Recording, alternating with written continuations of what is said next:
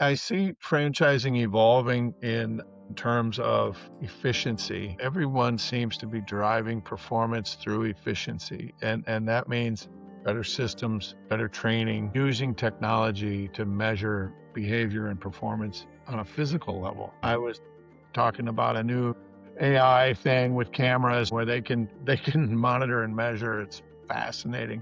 So I think things are changing towards efficiency and improved results. And then I would say scale at the franchisor level. They're building smarter. And then at the franchisee level, they're building smarter. Yeah, it's better to have, you start with one and you kind of bought yourself a job. But if you get yourself to 5 or 10 of these, now you've got a business. You're listening to RevOps Champions, a podcast created for B2B leaders to help you align your people, streamline your processes, trust your data, and leverage technology in order to grow your business.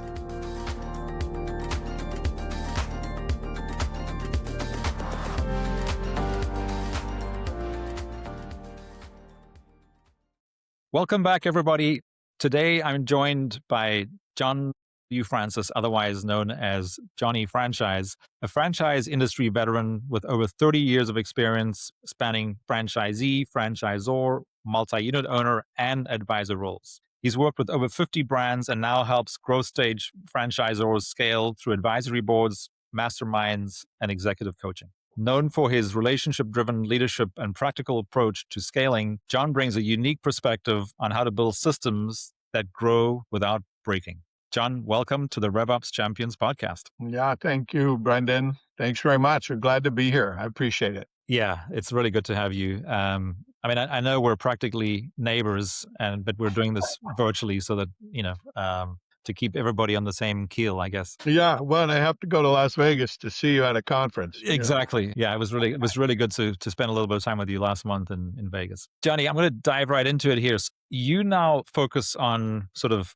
advisory boards and masterminds in particular. What trends are you seeing in growth stage franchisors today? Well, I see a lot of different trends. What I'm seeing in general sense is people are more focused on effective leadership than they are just growth and numbers of units. So I think people have realized that, it's harder than it looks to scale and grow. And I talk a lot about the difference between growing a business and scaling a business. But I think, for your audience, a lot of it is around data and technology. And so there's plenty of data and technology all over the franchise world. But I think people are starting to realize they need to focus on what really matters because there's so much. It's easy to get overwhelmed. It's easy to get distracted. And ultimately, in the franchise model, what's critical is the franchisee's performance. So focusing on that unit level economics and then building that franchisee relationship, those are kind of the fundamentals, and those never seem to go away. They tend to come back into focus. I guess the other thing, everyone's revved up on AI everywhere. AI is everywhere, and people are trying to struggle and figure out. I see lots of activity and creativity, and I still stay focused. Your job is a franchise company, not a technology company. So you use technology to do the franchising, right? Yeah. But don't lose sight of who you are. So sometimes the AI and technology can get a little overexcited, but they forget about the business they're in is supporting franchisees who need to be successful. If you do that well, everybody. Yeah. I think that's really good advice. So so even if you want to invest more time and money into AI, make sure that it's focused on that franchisee experience, because if it doesn't positively impact the franchisee experience, then you're probably just wasting your time. Yeah, that's for sure. And people get excited and then they realize, well, it didn't do what we expected. And 2 months later, they're frustrated and they want to change. And it's like, no, too much change. So implementation is key, all those different things. Yeah. I guess one thing I want to just say as I'm thinking about AI, I serve on a lot of boards of directors and advisory boards, which is where I like to be sort of strategic level, ask a lot of questions, right? I don't really run or operate anything much day to day anymore, but in terms of the AI, so the question at the board level for AI, I don't know, just coming to me, I want to share it, is Please, yeah. everybody knows you're using AI. So it's not the question of how are you using AI or where are you using AI. We're going to expect that you're using AI. So that's great. So the first question is, where's the return on investment for the AI spend? You're Hmm. spending money on time and software and whatever you're spending. Show me there's a measurable ROI. So Hmm. show me the ROI on the investment. Second question, more difficult question is, what are you doing with the capacity that's being freed up from AI? If this process used to take 2 weeks or 2 months or 2 days or whatever, and Yeah. now you can bang it out and you're more efficient, more effective. Now you Hmm. have this analysis, you've got the speed, or you've got the new tools, the improved capacity. Where are we reallocating that? Hmm. How are you using the time savings? Now, Yeah. first one is dollars. Show me there's ROI, Yeah. and we know you're saving time. So what are you doing with that added free time? Are you reallocating it, or are you eliminating it, or are you doing something even more valuable? Hopefully, is what the goal is you're doing now because we're doing this. We know this return, and we've now got capacity. We can do even more of this other thing. So those are the questions we're asking at the board level, and then really challenge them to prove it. You Yeah. know, Yeah.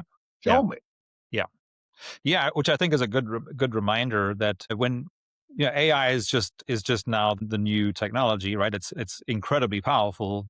Yeah. So I probably shouldn't say it's just, but it falls into that category the same way that franchise brands had to adopt websites 20 years ago, and they had to adopt email, and they had to adopt the internet. This is now the next version, and ultimately it's technology. And the one thing that they need to do, the same thing they did the last 3 or 4 times when technology changed how they do business and stay connected to their franchisees or their customers, is just be strategic about what you're doing, right? So it comes back to the strategic business decisions you have to make. Yeah. It's not a technology decision, it's a strategic leadership decision, I think, is what I'm hearing you say. Yeah, yeah, and I think, a lot of people wanna race to what's new because people are asking for it, they're excited about it. I get Yeah. that, Yeah. I'm curious too, like anything else, "Hey, what can we do here?" But make sure whatever you're doing is focused on the right things, Yeah. because just, improving your emails is not changing the business model. How do we make sure it's gonna have an impact? Training, training, training is usually the first place in a franchise. Training never ends. Franchisees sometimes forget what's available. I think repackaging and re-communicating what's already working inside a brand Hmm. is a low-hanging fruit for AI. You don't have to use AI to create a bunch of new stuff. Make better use of what you've already got. Yeah. That to me is an easy, low ROI. Yeah. But I think the other thing that you were talking about the time savings that will happen, right? It'll be different for each company, each brand, each Each corporation, whatever you. department, yeah, But they can all answer or ask themselves the same question: is we've now saved Mary 2 hours. What is Mary going to do with those extra 2 hours? Right? I mean, that is a real question that every leader has to ask, exactly. no matter where they are at what level they're at. If they're incorporating AI and technology that's going to save people time, they need to determine, well, what are they going to do with the new time that they have? Yeah, it's easy to get distracted and do things that really don't matter, Yeah. but it's human nature, whatever. You're right, it's a leadership question, and that's why we ask that question at the board level to the CEO and their team sometimes, but ultimately, it's an accountability thing, right? We've got Yeah. time and money. How are we spending it? What do we do when we find improvements? Hmm. Because we want performance, right? We all want better performance, but we want Absolutely. there's more to life than just making money too, right? We wanna have a whole business and take care of our people and all the rest, so Yeah. Well, and it's really hard to get performance without clarity, right? And back to what you were saying earlier about when a brand starts a conversation with us, ultimately what they're imagining and wanting is a CRM that's going to be built for the future that they're scaling into, right? So if they're 50 units trying to get to 200, or they're 25 units trying to get to 50, whatever it is, they know that what they're looking for once the work is done and it's implemented, and then the team actually starts using this new system. Ultimately, they think about it as technology through which all the data flows, so that everybody, whether that's Fran Dev or the franchisee owners or whatever, they all have the information and data that they need. But we cannot do any of that until we go higher up. So we call it people, process, and then data and technology. We sure. we we cannot implement a new CRM or what we call a revenue system for a brand if we don't first go through what are the processes that they're trying to map to the technology, and then what is the data that they need at each step, from marketing to sales and then the service components. But before we even get into the process piece, we have to go back to make sure that the leadership and the culture is there to make sure that the training and the ongoing training is going to be there to support whatever happens with the implementation. Yeah. Yeah, you gotta look at the whole picture. Running a business, and as a business really scales and goes from just growth mode to scale, that I think leadership becomes even more critical, and it's a different style of leadership now Yeah, because people are responsible for different things, right. different levels. Yeah, I want to talk about the AI thing and the whole tech thing. I was just at this multi-unit conference like last week, and right. one of the breakouts I went through was, a lot of technology stuff. And people are worried about, I'm not a technologist, so I don't really have a lot of experience talking about this, but some of the questions were around architecture. Like, if you don't own your data, Hmm. can you really use the data? Do you need a data pool? That whole Yeah, kind of concept of architecting. yeah. Data And then, architecture. people were talking about, and I understand some of this. I've helped clients deal with this issue as they've gone some great big ones. But the answer today was, it might not matter anymore because the way things are connected and with the whole AI thing, you may not need it the way you used to need it Absolutely. even just a few years ago. So I was kind of like, wow, it's good. If you have it, use it. I mean, it's better if you do have obviously control.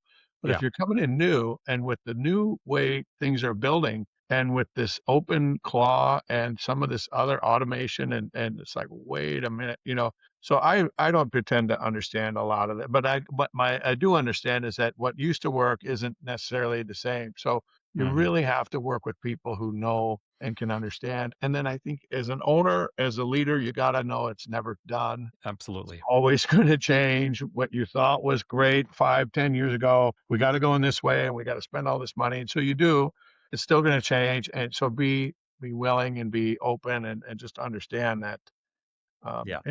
it's just the way it is, I guess. I don't know. The older I get, the more I see the same thing over again.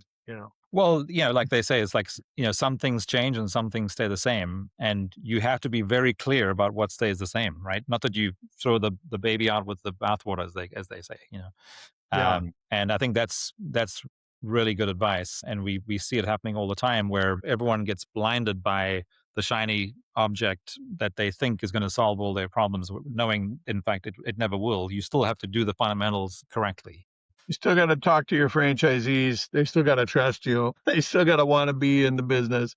The model still has to work. Yeah. So yeah, the fundamentals don't change. And maybe Yeah. that's where I started. Exactly. It's exactly where you started, which is the fundamentals are taking care of your franchisees. And if AI can help you do that better, then great, then do it. But if not, then maybe just, wait a couple of months until Yeah. something else Show comes them up. how to make some better, improve the results first, help Exactly. first. So, Johnny, sort of as we're on this topic now, where do you see franchising evolving, and what does that mean for operators and leaders? Well, I see franchising evolving in terms of efficiency, right? Mhm.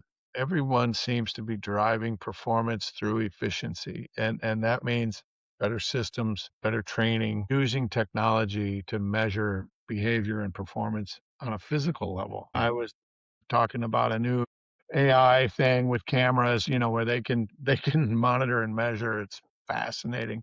So I think things are changing towards efficiency and improved results. And then I would say scale at the franchisor level, they're building smarter. And then at the franchisee level, they're building smarter. People are seeing that, yeah, it's better to have, you start with one and you kind of bought yourself a job. But if you get yourself to 5 or 10 of these, now you've got a business. Mhm. So having that mindset as an owner operator, Mhm. buying the franchise that fits your situation, not just what you can afford, but I think people are really getting smarter about the difference. Maybe it's growth versus scale again, where Yeah. growing a business is sort of obvious. You want to add more customers, you want to make more money, do whatever, but scale is go from 1 to 5 to 20, and how do you do that? So I think scaling is what people are getting smarter and maybe scaling faster.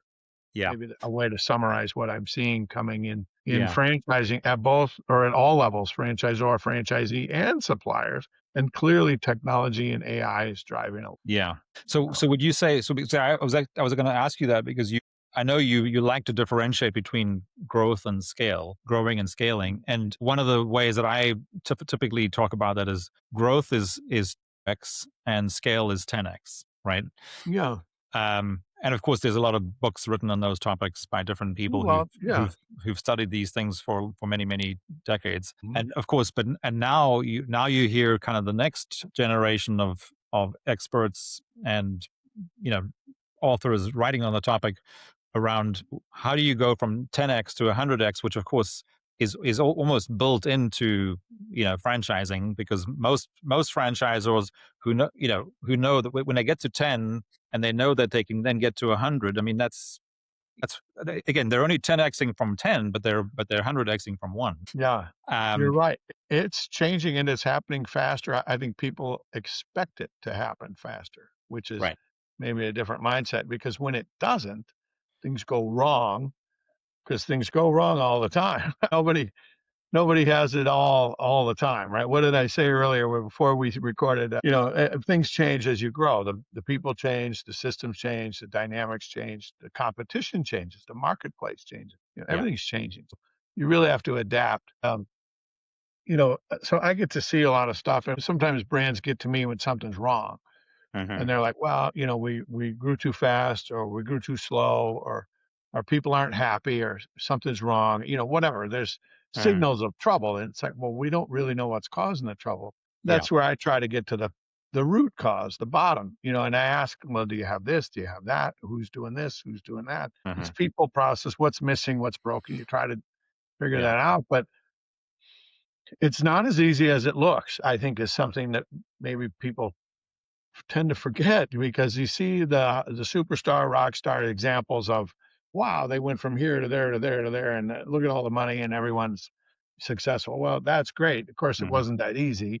Sure. And for everyone that has that kind of spectacular success, there's 200 that failed. Correct. And people don't talk about that. So Well, I think it yeah, comes it back to what you comes was. at all levels too. I was debating this at IFA with some friends of mine. Why do I keep seeing franchisees fail with all the expertise out there, all the books, all the programs, all the brokers and salesmen and consultants who are all trying to help people do great things? Why do we still see franchisees struggle and fail? Mm-hmm. And well, the ultimate answer was they don't do enough due diligence. If the franchisees, before they bought the franchise and made the commitment, you got to get them before they decide and write the check. Mm. If they really knew what they were getting into and knew who they were getting into it with and what was really expected of them in terms Mm. of time and money and effort and energy, and if they had better, clear, full expectations, they'd make better decisions to buy into a brand or to not buy into a brand, but they'd know Right. why. And I think we'd see less failures and better satisfaction. And I think just it would be better for franchising. But that to me is the big glitch today. I'm not sure where the solution is, but I'm working on identifying the problem so I Sure. can try to become part of the solution, because Sure. I love to see people win Yeah. in franchising. And it's certainly not easy. Yeah.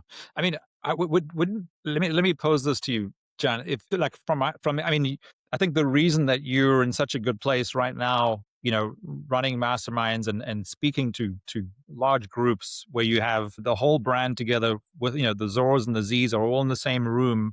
They Hmm. can sort of start unpacking some of the challenges that they might see. To me, it all seems to come down to the same two things every time, whether it's right now, 10 years ago, 20 years ago, 30 years ago. If these two things, or if this one thing didn't happen, which is growth or scale, if you're not growing, you're not going to have a lot of these issues, right? Right. Because because all your systems and processes will just remain the same, and that's great. Yeah. But again, having that mindset, which is the second thing, is if you are growing and scaling, and the faster you're growing and scaling, the more things are going to break more quickly and more often. But that's what you want. So if you don't Yeah. want that, then don't do it. But if you do want that, just realize going into it, you have to have the mindset things are going to break, and we're going to fix them as we go. And we know that what worked in the past isn't going to work in the future. Like what got us here isn't going to get us there. Right. From that perspective, it seems relatively simple, but of course, you still got to do it. the Right. hard part is actually executing and communicating. Yeah, And yeah, I think I like to say ideas are cheap and easy and fun, but doing the work is the hard part. It's absolutely, expensive, takes yeah, forever. So yeah, I think you're right, and everything you just shared, I think it's a balance, right? You have to grow and scale and improve, innovate, and adapt yeah, and get better, but you still got to execute. People can only take so much. There's a thing out there called change fatigue, which I've seen time and time in um, franchises where yeah. they I get mean, too many new ideas. we see that every week. Yeah, I mean, that in They're what we're constantly doing, it's like, yeah, changing things, and yeah, you gotta manage the pace. And I'm a big fan in franchising of the advisory councils. I'm doing a workshop on advisory councils, so it's fresh on my mind because advisory councils, if you push everything through an advisory council, it will usually help the franchise system, not just yes, the franchisor and the franchisee, but together, you'll determine what your priorities really need to be right, and what makes sense and why we're doing this. It's mm, that clarity and alignment between all sides then makes it go a lot better. Not always faster, but better. Yeah, because it can be too much too fast. Everybody wants to get better faster tomorrow, but you got to be balanced and reasonable. You only have so much time and money, and people have so much capacity and bandwidth. So mm, it's a delicate thing, and, like I said, everyone seems to go as fast as they possibly can all the time, and I think it's unnecessary, unhealthy, and frankly, not worth it. yeah. I think it's better to be intentional and focused and strategic, and then realize you're dealing with people, and that's what really matters. Right. Which, one of the other things that keeps showing up for us is it almost feels like, so as our kids say, like in the 1900s, when you and I were learning a lot, Yeah, um, you know, we we all we our generation grew up, and of course even our kids, because they grew up with us, we've all grown up in this competitive, very competitive world, right? And of course, the more capitalist the society you're in, the more competitive it is. However, what we're seeing shifting dramatically, and AI is part of the vehicle that's making this easier. Leadership teams are moving from being focused on competition to being focused on collaboration. So you don't have to build everything yourself for yourself. You can collaborate with people who are already doing the thing that you need. You don't have to like reinvent the wheel every single time. Just find the right people to collaborate with, and you can solve a lot of these issues without having to hire people who you don't know what they're going to do because you don't understand what they do. Collaborate with people to solve the problem. Anyway, I yeah, don't know. I think that's a good approach. I'm a collaborator by nature. I think franchising is that way very much, Exactly. It and is. that makes the industry so much fun is people are Right. willing to share and help. Yeah, which is actually what that's one of the things that is so attractive to me about the franchising world is it's collaborative by nature. We're not going to try and do this on our own. We're going to try and do it together in partnership with franchisees. Right. That's true, and I guess because I take it sort of for granted, that's where I started, that's where I grew up, I thought everything should that's how I approach just about everything I do, I can't Yeah, help it. But it just seems natural to me. yeah, Work together, figure it out right. together. Never start with a blank sheet of paper. Mm, Always start with somebody else's conversation. example or some other model you can use. Yeah, Johnny. So as we're sort of touching on this, what's one belief about growth or leadership you've changed your mind on? No, something I've changed my mind on. Wow. Lots of things. One thing, I think I've become more patient. It's okay to be patient. Patient in the sense of things take time. Hmm. People take time. If they have clarity and you've given direction and they have the skills and capacity and whatever, there's the will and the ability. But then things take time. But don't be too patient. You can wait too long. Hmm. I guess that's not been a problem for me, but I think if anything, I'm learning to be more patient. And maybe as I understand it, things take time, but as long as you're focused on what you're doing and why you're doing it, you don't Hmm. have to wait too long. Right. I guess maybe that's to qualify that statement, but Sure. Yeah, I mean, you hear like maybe I'm just hearing it because I'm looking for it, but you hear more people talking about smooth is fast and fast is slow. Where again, it's like if you move too fast, you're gonna break things and you're gonna leave people behind, which is not a good thing, right? right. Um, I talk about this African proverb a lot, which is if you want to go fast, go alone. If you want to go far, go together, right? And I've actually modified that recently because I was born in Africa. I feel like I had permission to modify that, which is you can actually do a combination of the two. Which is if you slow down just enough, you can actually go far together, but you can still go at a good pace. Yeah. But I think that's really spot on. Is like just you have to slow down sometimes to make sure that the people that are coming with you are still on the train. Yeah. Yeah. Yeah. Well, I think I think you're right. And that franchising really is a combination of that go fast and together. Hmm. You're Because right. if a franchise system is really at its peak, everybody's learning together. Hmm. Everyone's in alignment and motivated for performance on all sides. It's Right. not us versus them, it's us versus the world, the competition, not, in a brand internally, if there's internal trust and alignment, you can have some powerful results. Yeah. I've lived it. I know how that can work and it's fantastic, but it's not easy and it doesn't always last. But yeah, it's that's I guess the secret of franchising. When everybody does what they're really supposed to do, everybody wins. Yes, the rising tide and all that. Yeah, Yeah. absolutely. Johnny, you spend a lot of time, of course, now through masterminds and advisory boards and conversations with all your friends over the decades in Mhm. franchising, talking about this kind of stuff. What is your so? Do you have like a guiding principle or principles How do I that you always come back to when you're advising them when they're in that situation? I guess, my work is usually with the owners. I think what's in the best interest of the owner. Yeah.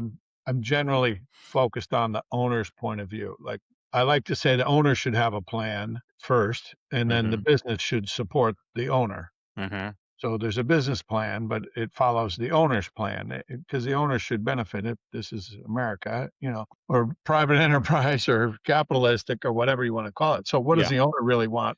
So my clarity is usually asking the owner, what do they want? Why?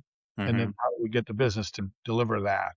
Yeah. And my Okay. approach is always asking thoughtful questions and to get people to see what they didn't see without making them feel stupid for missing it, you know? Hmm. So when someone gets into a complex situation or a really messy situation, I try to back up and break it down.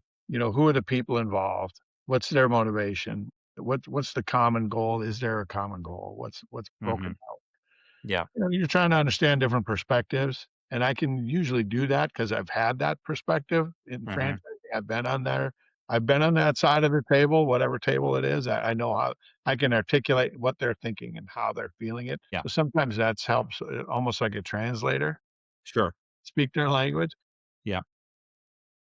But it's really a matter of breaking it down and then trying to focus on what's best here for the ownership involved, whether it's a franchise or the franchisee. I like to think about them as people and owners. Hmm. Some of the toughest work I do is when franchisees really are stuck and just not responding or not performing and not happy and they can't seem to get out of their own way. Yeah. And the franchisor is like, what do we do? Hmm. And I say, well, it's you got to have a breakthrough because you can't want it more than they do. It's their business after all. Hmm. Unless they're damaging and destroying your brand and, confusing the customers and causing all kinds of drama, Yeah. it's hard sometimes to motivate and get in someone's head. So it's usually asking them different questions to really get and understand what are they trying to accomplish here? Because that owner probably lost their vision of what they were trying to do when they became a franchisee. Hmm. So you gotta treat them with humanity and respect and get them back to thinking about, "Okay, you did this for a reason. What happened? Sure. Because it's clearly not working. How do we undo this in a way that's fair and reasonable?" Yeah. Yeah. I think what you do for a lot of people in your role now, because of your all your 30 years of experience plus, is you're also just bringing that outside perspective, right? So yeah, I like the analogy of the bottle with the label. So whether it's Yeah, a water bottle or a beer bottle or you can't read the label from inside. exactly. Yeah, And yeah. you're bringing them that perspective of, "Well, this is what I'm seeing." So again, through questions, right? You're like, "This is what I'm seeing. What are what are you seeing? What are you?" Yeah, a lot of it is how did you get here? Because what I think sometimes leaders do is, they're making choices and as they progress through whatever it is, they're going through it. I mean, that's normal. What Mm. they don't realize is the cumulative effect of having those different decisions kind of layering and piling on. And so they forget how they got here. So I'll say, well, how did you get here? You were there and now you're here. And they forget all these different ups and downs and sideways and backwards. And now they're here. Well, so that explains it. So Yeah. it's never a straight line. It's sometimes having that objectivity, like you're saying, asking questions to reframe the reality in a way of, oftentimes for me, it's looking at a bigger picture or the Hmm. biggest picture. Yeah. Yeah, this is driving you nuts today, but what's, about this week, this month, this quarter, this year, this whatever, reframe it and put it in context and say, you're trying to get to that big goal, the owner's goal. That's usually a big long-term, and then let's say somebody says, "Oh, I want to sell my business." Great. Let's make a plan to do that. When do you want to sell your business? How Yeah. do you want to sell your business? Why do you want it? There's lots of ways to do that. Yeah. Some of the things you implement real fast because it's emergency or crisis or drama, like, oh God, we got to deal with it now. Usually my world is not a lot of crisis, but I mean, you can deal with it when it happens. But the goal is, trying to provide that clarity for long-term vision. So you're making choices that, again, consistent, and Hmm. then remind people along the way when they distract themselves, which happens all the time, especially Hmm. with entrepreneur founders.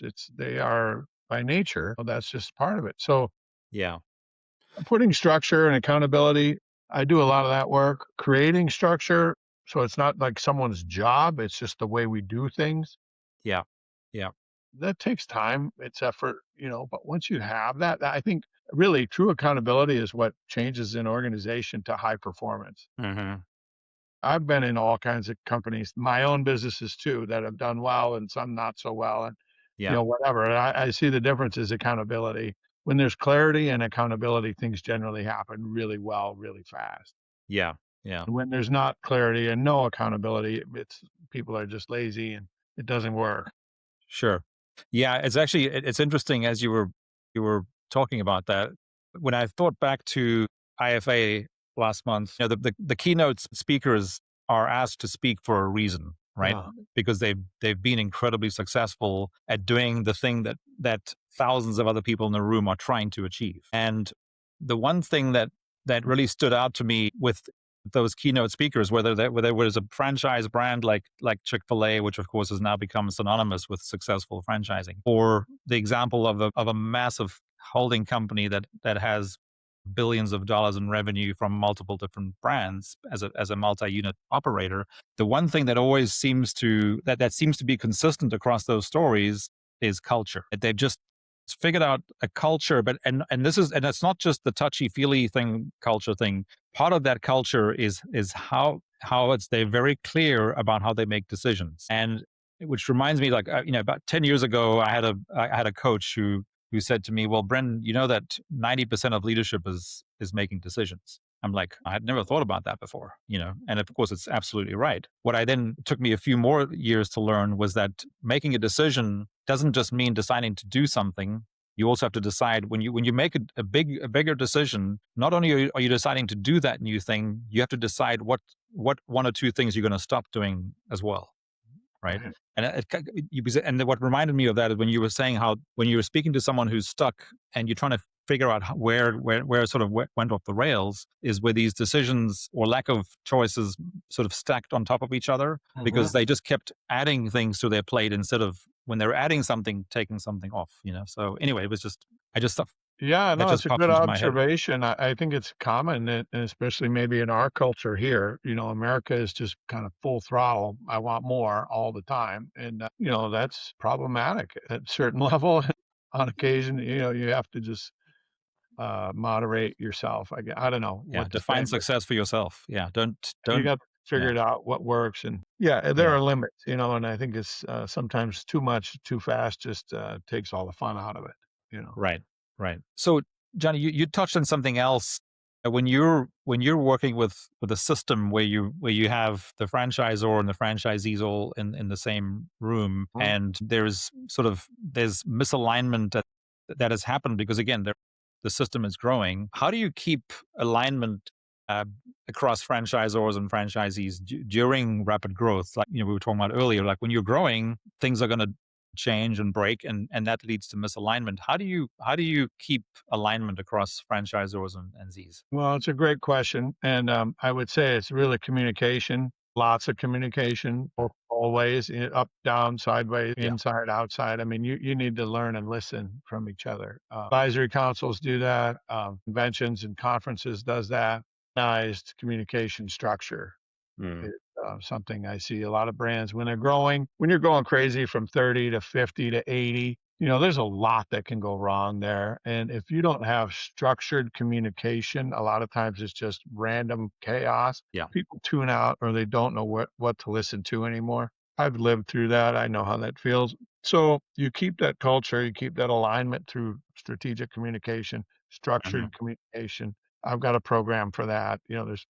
There's ways of doing that.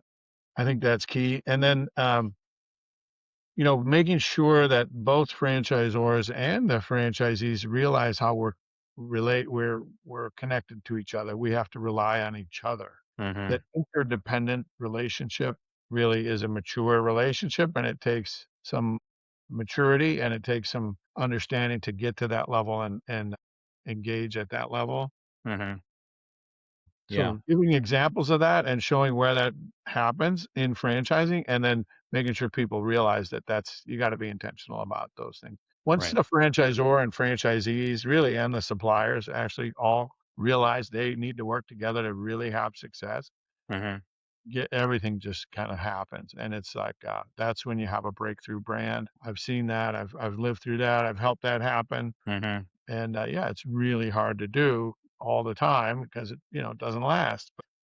I think that it's communication and very effective listening, and it has to be structured. It does not happen by accident. Leadership has to be aware of it and Hmm. put the mechanisms and the structures in place before it becomes a problem. A lot of Hmm. times, symptom is not the real problem. We all know that. You see the symptoms all the time, Hmm.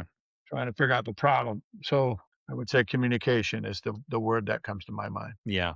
Yeah. No, it's again, it seems so simple, right? Well, Like all you simple got is to do is talk to each easy, other. right? Yeah. It may be simple, but doesn't make it easy. But I've seen a lot, and like I say, when I get into a brand and I start doing my thing, and ask a lot of questions, I listen really carefully, and I'm trying to listen to what's not there sometimes. Hmm. Then I'll ask questions around that. Well, what if you did this, or have you ever tried that, or why not? So I just bring along, I guess, those best practices, that outside perspective, and having done it for decades and lots of brands. I mean, you notice things the same thing. To me, Hmm.